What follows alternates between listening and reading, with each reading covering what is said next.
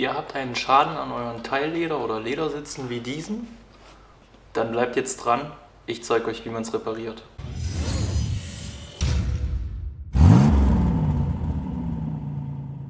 Wir haben hier einen ca. 15 cm großen Riss an der Sitzbank vom Fahrersitz. Der Besitzer meinte, er wäre da irgendwie mal mit der Hose hängen geblieben und dann ist es halt passiert. Wir fangen jetzt hier an, erstmal den Riss grob vorzuschleifen. Ich nehme dafür so eine Schleifpads. Alle Produkte, die ihr seht, die ich verwende, sind vom Lederzentrum, beziehungsweise Colorlock heißen die. Ich blende euch hier mal die Adresse ein und schreibe es auch unten in die Videobeschreibung rein.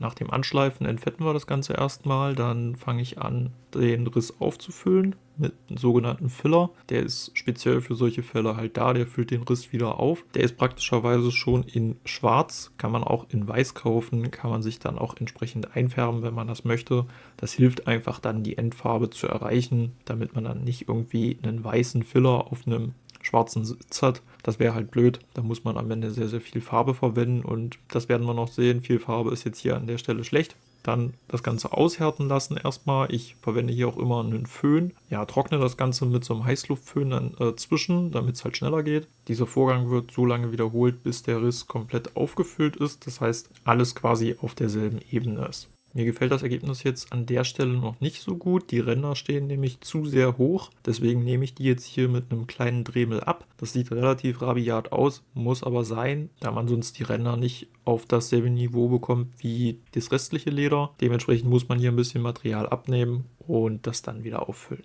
Damit am Ende dann nicht da ein glatter Spachtel ist, der überlackiert wird, muss das Ganze noch geprägt werden. Ich erstelle mir jetzt hier die Prägematrize. Dafür habe ich mir eine Kopfstütze ausgebaut, damit man hier einen schönen Untergrund hat, wo man das einfach drauf erstellen kann. Ihr braucht ja eine Referenzoberfläche und dann erhaltet ihr hier so eine schöne Prägematrize. Nun wird das Ganze geprägt. Hierfür wird die Prägematrize erhitzt und auf die Reparaturstelle gepresst. Somit entsteht dort wieder dieselbe Prägung wie vorher und man hat keine glatte Spachtelmasse. Die Reparaturstelle muss jetzt trotz des bereits schwarzen Spachtels natürlich auch noch lackiert werden. Hierfür werden alle umliegenden Bereiche abgeklebt. Wir wollen ja nur das eine Teil lackieren. Es wird immer ein ganzes Teil lackiert, also von Naht zu Naht. Farbe wird dann entsprechend angemischt. In dem Fall ist es halt rein schwarz. Der Farbe wird dann noch ein sogenannter Vernetzer hinzugefügt. Das ist, kann man sich so vorstellen, wie ein Härter bzw. wie ein Bindemittel, damit die Farbe besser hält und auch haltbarer ist. Nicht wundern, dass ich hier diese Joghurtbecher nehme. Ich habe die mal eine ganze Zeit lang gesammelt. Wir haben da 2, 3 Türme voll. Die kann man ganz gut dafür wiederverwenden. Zum Farbe anmischen oder sowas sind die ganz wunderbar. Und danach werden die aber auch weggeschmissen. Die Farbe wird nun dünn und in mehreren Lagen aufgetragen. Hier wird nicht zu viel Farbe verwendet, da man ansonsten die Prägung einfach mit der Farbe auffüllen würde und das würde dann natürlich kein schönes Endergebnis geben. Deswegen ist hier weniger mehr auf jeden Fall. Die einzelnen Schichten trockne ich hier auch wieder mit dem Heißluftföhn. Das sieht man hier auch sehr schön in der Zeitraffer, dass die Schicht dann sehr, sehr schnell trocknet und dann kann man auch gleich die nächste Schicht auftragen und spart sich somit sehr viel Zeit.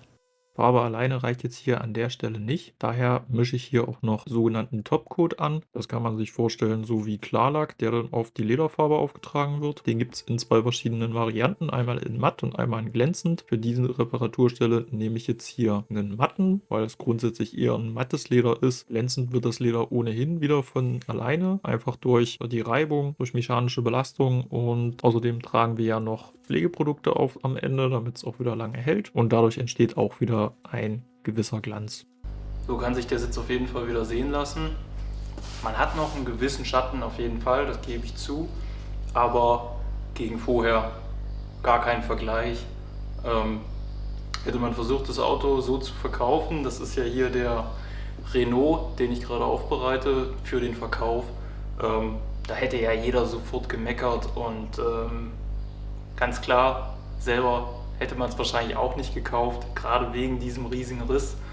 Außer das ganze Auto wäre so toll gewesen, dass man darüber hinwegsehen hätte können, aber beim Preis, da wäre auf jeden Fall Spielraum nach unten gewesen.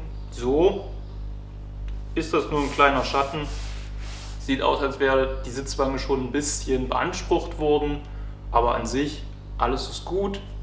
Da kommt jetzt noch Protektor drauf für Kunstleder, damit es auch wieder lange hält und dann kann der Sitz wieder rein und alles ist gut. Hier nochmal der Vorher-Nachher-Vergleich.